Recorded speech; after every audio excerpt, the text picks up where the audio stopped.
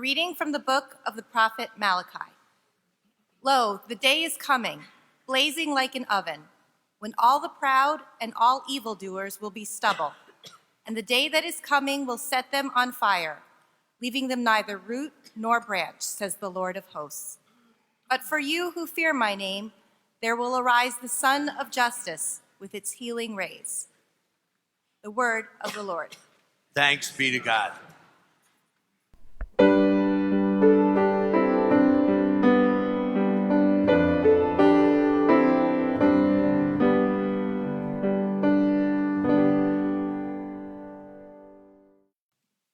A reading from the second letter of St. Paul to the Thessalonians. Brothers and sisters, you know how one must imitate us. For we did not act in a disorderly way among you, nor did we eat food received free from anyone. On the contrary, in toil and drudgery, night and day we worked, so as not to burden any of you. Not that we do not have the right. Rather, we wanted to present ourselves as a model for you, so that you might imitate us. In fact, when we were with you, we instructed you that if anyone was unwilling to work, neither should that one eat.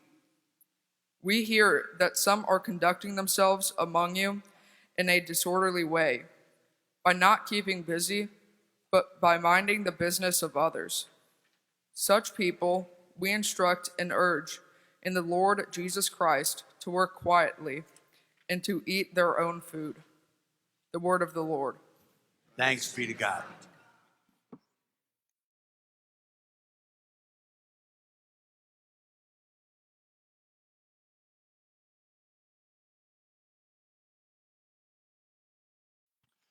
The Lord be with you. A reading from the Holy Gospel according to Luke. While some people were speaking about how the temple was adorned with costly stones and votive offerings, Jesus said, "All that you see here, the days will come when there will not be left a stone upon another stone that will not be thrown down." Then they asked him, "Teacher, when will this happen? And what sign will there be when all these things are about to happen?" He answered, "See that you not be deceived, for many will come in my name, saying, 'I am he,' and the time has come. Do not follow them.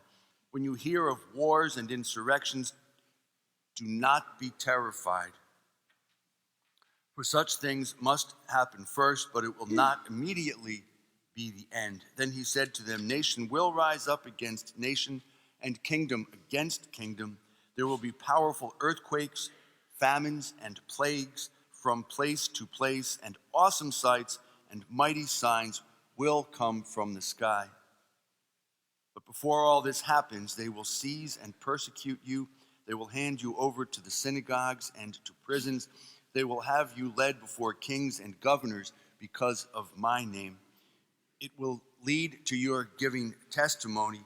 Remember, do not prepare your defense beforehand. I myself shall give you a wisdom in speaking that all your adversaries will be powerless to resist or to refute. You will even be handed over by parents, brothers, relatives, and friends, and they will put some of you to death.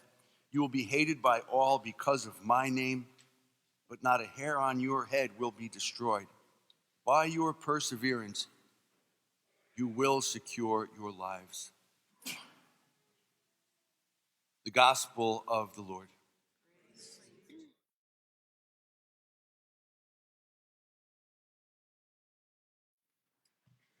Is anybody here old enough to remember Y2K? A couple of people. For those of you who aren't old enough to remember Y2K, that was when we went from 1999 into the year 2000, and we thought basically civilization as we knew it had a sell-by date all of a sudden. And what was the biggest concern we had about Y2K? The computers. The computers were all going to wig out, and the Defense Department wouldn't be able to work properly, and IRS would cave in, and who knows, and Dairy Queen wouldn't be able to serve soft-serve milkshakes. It was going to be a disaster, but it didn't really turn out that way at all, did it? Huh? Everything seemed to go merrily along. And in addition to concerns about the computers, there were parts of the country that were really worked up. I shouldn't say parts of the country. There were little concentrations, little pockets of people around the country and around the world, actually, who got a little steamed up about this is going to be the end of the world. That this and Christian millennialists and Christian extremists of different sorts were saying that this is it. Be ready for the end. Jesus is coming back. The day of the Lord is going to unfold, and it's going to be ugly, and the computers are all going to break down. It didn't quite happen that way. And unfortunately, some people got so preoccupied with it that they did some self-destructive things in the process. We don't need to rehearse all that, but there were some people who got so revved up about the day of the Lord, that the day that Jesus is coming back to end history was going to be on that day, that they did some pretty regrettable things. On the other hand, there were some people who just kind of made light of it. You don't want to make too much, be too breezy about it, but there's a little room for humor in it. And I think it was at Y2K that I first saw that bumper sticker that said, Jesus is coming, look busy, right? And that's a good way to approach it as well, huh?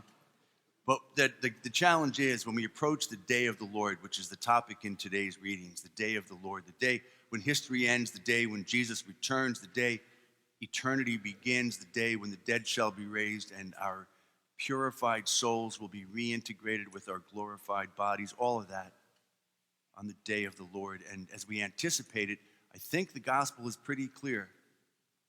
Be prepared for it, but don't persever it. Don't obsess about it. Don't get preoccupied about it. Prepare for it and stay peaceful.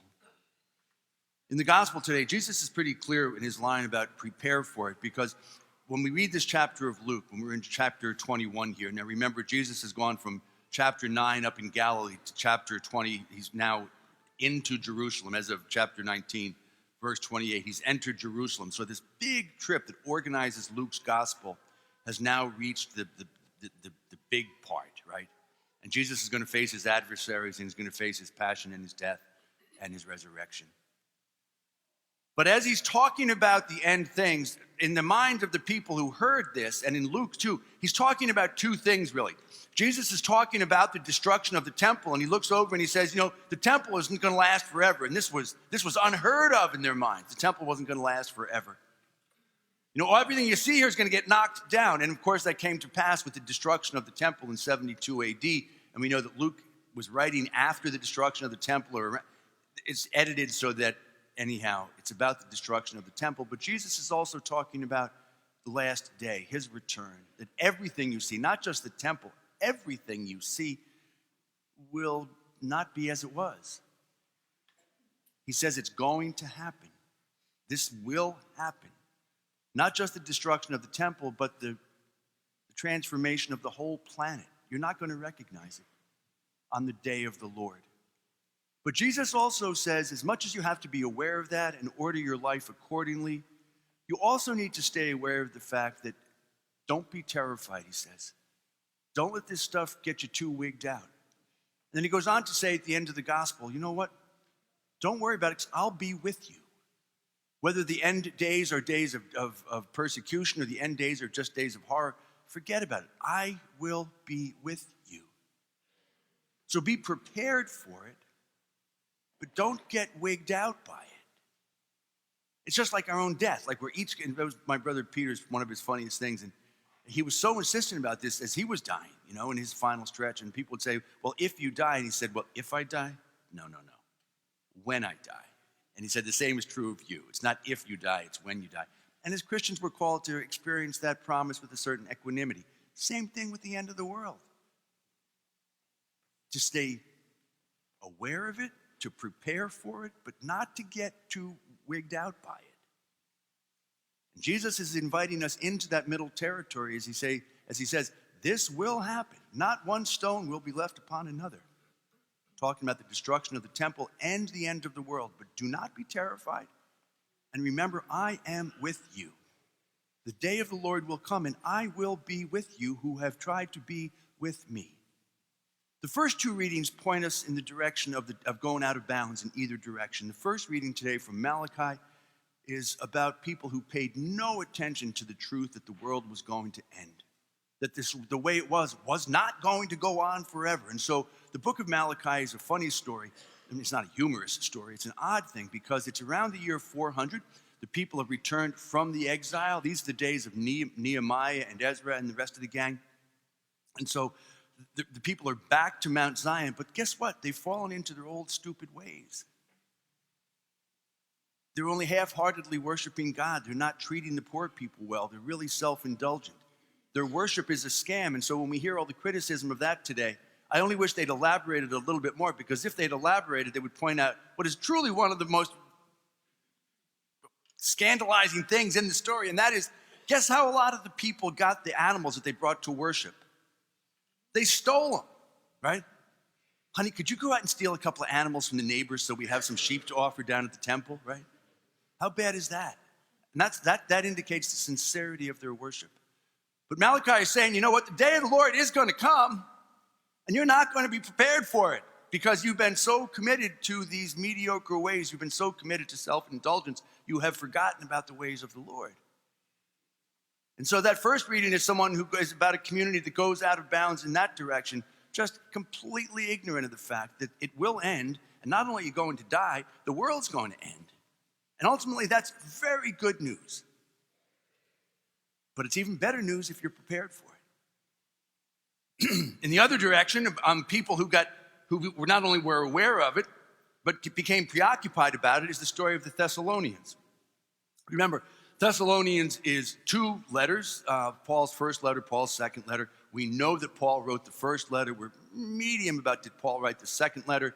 The first letter to the Thessalonians is primarily about people who came to Thessalonica after Paul had been there, and they tried to criticize him in his absence, which is a really cheesy thing to do.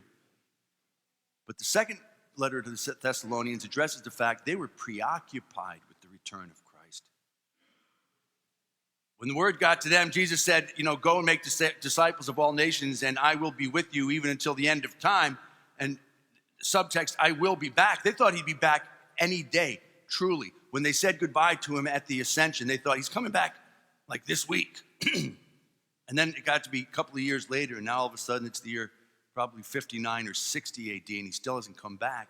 But they're completely preoccupied. He's coming back, we know it. And so what did they do? The thing that Paul criticizes today is these people in Thessalonica were so convinced that Jesus was coming back right away. What did they do? They stopped going to work. What's the point of going to work if Jesus is coming back? Truly. I mean, there were stories about, in the extreme case, did they even take out the garbage? Right? Well, if you're convinced that Jesus is coming back tonight, if you're really stuck on that, if that's all you think about, well, then you're not going to get on with life. And so Paul says, okay, don't work. But if you don't work, you don't eat. And he says at the end, let everybody eat whatever food they provide. Subtext, nobody likes a mooch. Huh? So you don't have to work if you don't want to. But if you don't work, you're not going to eat. And you're going to be the losers with that, huh? So we put that all back together. We wonder about how does it fit together that Paul is saying you can think too much about it. Don't think like all the time about the second coming. You're going to get yourself in trouble. Neither should you think never about the second coming. The same thing with our own death. Just be prepared and trust that he'll be with you. Do not be terrified, and know that I will be with you even until the end of the age, and I will tell you what to say, and I will be with you. Jesus tells us in the gospel today. So where do we go with that? It's just we check in on our level of preparation in the same way that we do check in on our antifreeze, and we check in on the heater ducts and the vents and the furnace and all the other stuff at this time of year. And then blizzard days, do we have enough milk and toilet paper and bread and all that other kind of stuff? We just check in on it, right? Level of preparation. And I'd ask you to do a thought experiment just to check in on it, to make sure, yeah, you can be okay. You can feel like you're prepared and peaceful. You don't need to think about it always, but you don't need to think about it never. Prepared and peaceful. So the thought experiment is in 2 parts. The first one is this. We know that Jesus knows everything. We don't need to tell Jesus anything. But I would just ask you to imagine that we get the word from today. It goes out on the internet, and it's true. Tomorrow is the end of history. Okay? Tomorrow's it. That's the big day. The day of the Lord is coming tomorrow. And there's not much you can do about it. But all you can do is just to think about, okay, then let's just say playfully that Jesus is sending out legions of angels to get everybody's good news. And we're going to have to answer about other stuff, but in the green season, let's just focus on the good news. First question. Priest, prophet, king, a person of prayer, a person of service, a person who builds up the community. You are prepared for the day of the Lord in so many ways. Are you perfect? No. Am I? No. Is anybody? No. In so many ways, you are prepared for the day of the Lord in the way you pray, in the way you serve, and in the way you build up communities, here in church and in other places as well. So what are some of those things where you want to tell the angel, please thank Jesus for me in advance. Please thank Jesus because you know what? Because of his gift, I've been able to pray this way, I've been able to serve these ways, and I've been able to build community in these ways. When you think about that, you'll realize, yeah, okay, maybe I have just some stuff I need to sort out, but basically, if I should be called home to death today, we're in pretty good shape. Yes, absolutely, there are adjustments I want to make, whether it's confession or amends or whatever else it is, but I'd ask you to think about those things where you really have it going on. And you are prepared, and because you are so well prepared, you can relax, not become indifferent, not become dopey about it, but you don't have to be a nervous wreck. And the second question, the thought experiment, is like it. I'd ask you to notice the ways, not you individually, but ways in which the entire community, call it the planet, call it your neighborhood, call it whatever it is, that we got really good stuff going on. You got really good stuff going on. Think where you think, this is a worthy offering to the Lord. Look, Mr. Angel, Ms. Angel, look all around us. Notice these terrific offerings. Notice these great things going on the planet Earth. In so many ways, we are prepared, we as a community. I don't have to look much further than the end of our driveway for that. Huh? The stuff that goes on here all the time, the stuff that was going on just this last week alone. On Friday night, we had 200 people from the Ark here for the Ark's Got Talent show. Huh? Lord, here's a worthy offering. Look at the way our parish hosts this wonderful organization and brings people to these wonderful moments that they might not otherwise have. Just look back on the veterans thing last week, the way in which there was a huge spirit of affirmation and so much hard work went into it from the Columbiettes, from the Knights of Columbus, from the non-blondes in years gone by. That's a moment of affirmation. I'd ask you to notice, even when you stand, like I get the extra special bonus of standing in front of church and noticing people who get other people to church who otherwise wouldn't be there. What a beautiful thing that is. I get to notice, and you probably do too, couples where, maybe one isn't just quite at the same speed as the other anymore, and the devotion is still there. I'd ask you to notice outside what goes out beyond the church, the diseases that we've cured, the peace that's broken out in so many places around the world. I'd ask you to notice so many things that are worthy offerings that say, you know what, Lord, because of you, people have paid attention. Because of you, we've really tried to prepare. We've tried to make the world the way you want it to be. It's not perfect, Lord, but look at all the good stuff here, Mr. Angel. Tell the Lord this. I'd ask you to notice 3 or 4 things about you in particular where you think, okay, I'm doing the asset column now. I'll get to the liabilities later, but in the asset column, you have stuff going on in your prayer life, habits. I'm talking about habits, not one-hit wonders. Habits of prayer, habits of service, habits of building up community, and you can listen to the Lord say, relax. You're ready to go. And then I ask you to think about an even longer list of worthy offerings that you see all around the world that surround us, starting in our parish, reaching out to the equator and the other side of the earth, where you can say, you know what, that's a beautiful thing. Somehow, at some level, someone has said yes to Jesus Christ, and look at how beautiful our world is because of it. Jesus is coming. Don't look busy. Just notice how good you are and how good is the world we occupy. Miles to go before we sleep? Absolutely. But good enough for us to say, here we are, Lord. If today's the day, good.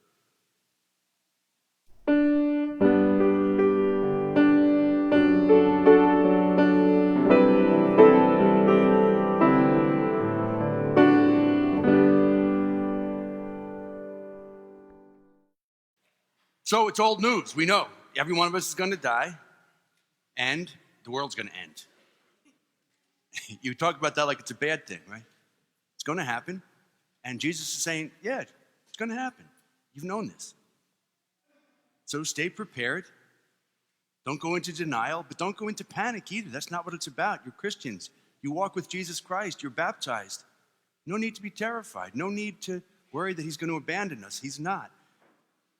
And one of those ways in which we check in, okay, there's the to-do list, but there's also the done list. That is the ways in which God has given us graces and we've used them well. There are ways in which God has given you extraordinary graces and you've used them extraordinarily well in your habits of prayer, service, and building up the communities, all sorts of communities.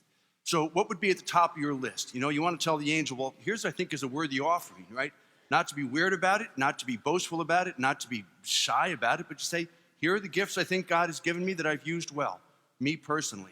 And then when you want to say, here are the worthy offerings of our community, of our culture, of our planet, you know, here are these amazing things that have happened because people have said yes to Jesus Christ. Here's the people that have cured diseases. Here's the people that have come to the rescue of the homeless and the hungry and the poor and the marginalized. Here are the people who, we do it all the time. You do it all the time. I have the best job in the world because I get to see you people doing it all the time. And I get to watch you come to church, and I get to watch you pray, and I get to see you bringing each other and taking care of each other. My list is a mile long. I hope yours is too. What are those things where you notice going on all around you that you say, that's a worthy offering? You know, if the day of the Lord is tomorrow, even if it's today, I think we're ready. It's not going to be perfect. Got some work to do, but it's pretty darn good. I think we're prepared. So we don't have to panic. What's on your list? Both lists. And one of the things that's on my list today, I think the choir, you're always good, but I think you're having an exceptionally great day today. I don't know what it was. I think you're having an exceptionally great day today.